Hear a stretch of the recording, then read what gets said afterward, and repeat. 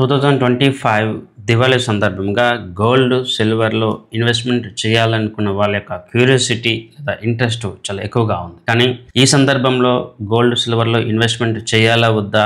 లేదా ఇతర key factors గురించి మనం బ్రీఫ్‌గా మాట్లాడాలంటే ఒక ఇంపార్టెంట్ పాయింట్ నేను ముందుగా చెప్పదలుచుకున్నాను. ఈరోజు సిల్వర్ ర్యాలీ వచ్చిన తర్వాత చాలామంది దాని గురించి మాట్లాడుతా ఉన్నారు. కొంతమంది మేము గోల్డ్ ఇదివరకు రికమెండేషన్ చెప్పాము, ఇప్పుడు ఆ ర్యాలీ వచ్చింది చూడండి అని చెప్పి కూడా చెప్తా ఉన్నాం. కానీ వాస్తవంగా 2024 దివాళీ సందర్భం తర్వాత ఎవరైనా రికమెండేషన్ ఇచ్చినా కూడా మీకు యాక్చువల్ ర్యాలీ అనేది ఉగాది 2025లో మాత్రమే స్టార్ట్ అయింది. సో టైమింగ్ ద మార్కెట్ అనేది చాలా చాలా ఇంపార్టెంట్. ఉగాది సందర్భంలో ఇన్వెస్ట్మెంట్ చేయకుండా చాలా మంది రీసెంట్ టైమ్స్లో సిల్వర్ ర్యాలీ వచ్చిన తర్వాత లేదా గోల్డ్లో ర్యాలీ వచ్చిన తర్వాత క్యూలో నిలబడి మరికొంతమంది సరైన ఇన్వెస్ట్మెంట్ డెసిషన్స్ ఎప్పుడు కూడా తీసుకోవట్లేదు. ఇవన్నీ పక్కన పెడితే గోల్డ్, సిల్వర్ ఎప్పుడు కూడా ఇన్వెస్ట్మెంట్ రిటర్న్ ఓరియంటెడ్ కాన్సెప్ట్లోకి తీసుకోవడానికి వీలు పడదు. ఎందుకంటే వీటిలో డిఫరెంట్ ఫ్యాక్టర్స్, సైకిల్స్ ఇవన్నీ ఉంటాయి. ఒక ఇన్ఫ్లేషన్ని అడ్జస్ట్ చేసుకోవడానికి లేదా మన యొక్క రిస్క్ని డైవర్సిఫికేషన్ చేసుకోవడానికి, లిక్విడిటీ ప్రాబ్లమ్ని షార్ట్కమ్ చేసుకోవడానికి, లేదా గ్లోబల్గా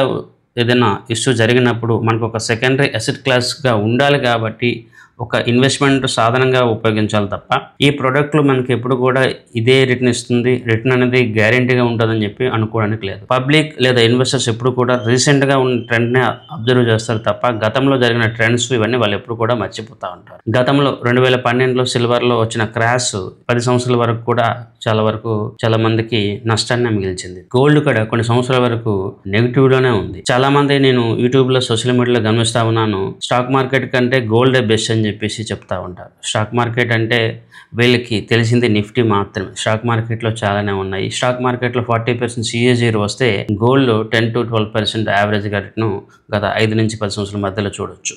రీసెంట్ టైంలో వచ్చిన ర్యాలీని మాత్రమే బెంచ్ మార్క్స్గా ఎప్పుడు కూడా తీసుకోకండి. ఎస్, మీ యొక్క ఇన్వెస్ట్మెంట్స్లో, పోర్ట్ఫోలియోస్లో కొంత అలోకేషన్ అనేది చేయడం చాలా చాలా ఇంపార్టెంట్. ఇప్పుడు దివాళీ సందర్భంలో ఒకవేళ మీరు ఇన్వెస్ట్మెంట్ చేయాలి అనుకుంటే నెక్స్ట్ 1-2 ఇయర్స్లో 50% పాసిబిలిటీ పైకి వెళ్ళడానికి ఉంటే 50% పాసిబిలిటీ మళ్ళీ కరెక్షన్ అవ్వడానికి కూడా ఛాన్సెస్ ఉంది. ఇక్కడ అన్సర్టెనిటీ బేస్డ్గానే మార్కెట్ ట్రెండ్స్ ఉండబోతూ ఉన్నాయి. ఈ సందర్భంలో మనం చాలా జాగ్రత్తగా లాంగ్ టర్మ్ బేస్డ్గానే ఇన్వెస్ట్మెంట్ చేయాలి తప్ప షార్ట్ టర్మ్ స్పెక్యులేటివ్గా ఇన్వెస్ట్మెంట్ చేయకూడదు. గోల్డ్, సిల్వర్లో 50% మీ యొక్క ఇన్వెస్ట్మెంట్ని డైవర్సిఫికేషన్ చేసుకోండి.